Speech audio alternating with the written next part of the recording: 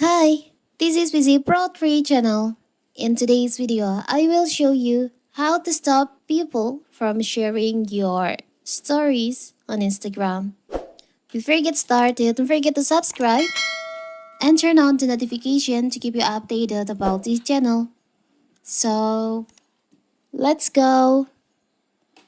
Instagram allows user to share other users' story posts through direct message or repost them. However, creators have the option to turn this feature off if they don't want other user to be able to share their stories.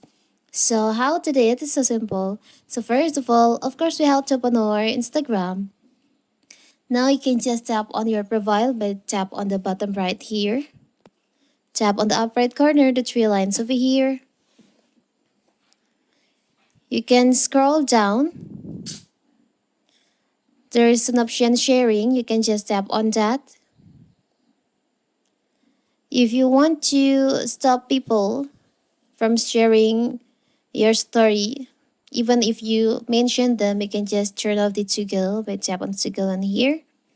You can also turn off the this to go stories and message, so people will won't be able to send your stories and a message to someone else on Instagram.